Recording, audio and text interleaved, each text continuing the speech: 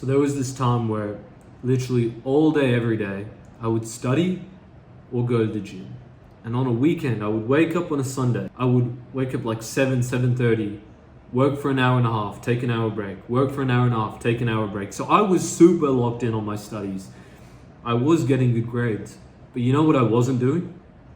I wasn't hanging out with anybody. I had no mates. Like, I hardly had any friends who I could spend some really good time with. And I realized that it's because I'm spending all my time in my room just working instead of spending any time actually trying to, be more social, actually doing anything interesting. And I realized that there's two huge things that repress you and make you shy that you can easily avoid. And I want to share that with you in today's video. Not only was it me studying, but there's these other things. Before I get into that, click the subscribe button right now and follow my Instagram. It's the link in the description. But the first point I want to share this story with you. So basically, I used to play Valorant all the time. Every day, as soon as I got home, Valorant or Minecraft. I used to play games every day. And I had this awesome gaming PC, super brand new, like good technology. At the time, I had a 3060. It was right after this like branch of basically computer parts, nerdy shit, right? And I remember I loved this PC and I would use it every day. But one day, my dad got pissed with me. He was so mad at me because I don't remember exactly what happened. We got in a fight and he just took away my PC. He took like the entire monitor. So now I had a PC, but no screen to look at. And I started to get really bored every day. And so I only had one solution of what I could do with my time. There was like this center 5 minutes from my house. And there you had this basketball court and this gym and this area where you can sit around and talk to a few other people, get some food. So every day, it was the summer holidays and I had nothing to do. So I would start going there. I started to go play basketball, go to the gym. I started to talk to more people. And all of a sudden, I'd gone from being this like out of shape gamer kid to actually getting in I was still pretty out of shape, but getting in a better shape, exercising and talking to way more people. And I started to be a lot more social. And I actually started to make some really good friends and have some good experiences. And I realized that all this time, I was shy, I wasn't making friends, I wasn't improving myself, was because I was addicted to video games. And as soon as my PC was gone, I fixed that. So there's the first thing that I learned that really repressed me was me playing video games, because that takes all your mental energy away from anything meaningful in life.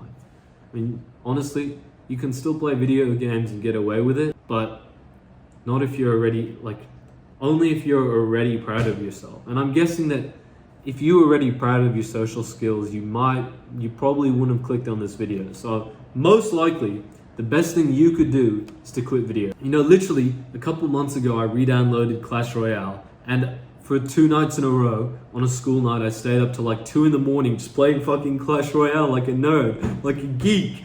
But I decided that I was making a terrible decision. And I knew the only thing that I could do to not play Clash Royale is to delete the app.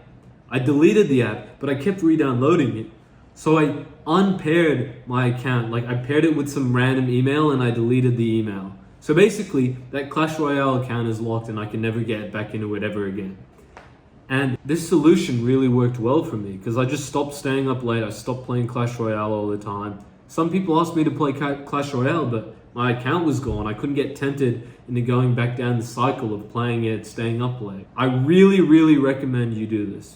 There was this guy I was talking to and he said, I keep downloading this video game and playing it, and then I keep deleting it but then re-downloading it. And I said, why don't you just delete your account? And he was like, no, I spent all this money, I can't. And I thought in my mind, I told him this as well. If you really want to quit video games, if you really want to change your life, you need to make a sacrifice. And that sacrifice is deleting your account. Because otherwise, you're just going to keep re-downloading the app. You're just going to keep relapsing, keep accidentally playing the game. And bro, if you're the kind of person watching this videos, the worst thing in the world would be to just be stuck, addicted to video games. Just to be repressed. I know that you want to improve, and playing video games isn't the way. Delete your account. I have another point. Not only is deleting your video games going to be good, going to make you less shy, but I have this really powerful thing actually. My dad, since I was a kid, he's always been really friendly. Whenever we'd go to a shop, he would have a conversation, he'd be nice to everybody. Wherever we would go, he would talk to loads and loads of people. He was generous. And as I'm getting older, now I'm very similar to my dad. Wherever I go, I'll speak to the shop clerk, I'll speak to people on the street, meet loads of new people, be very generous. And all these things I got because I would watch my dad. But I found a loophole, right? You might not have a dad who you've grown up around and seen him doing being really social. So it might be hard for you to just get that mannerism, right?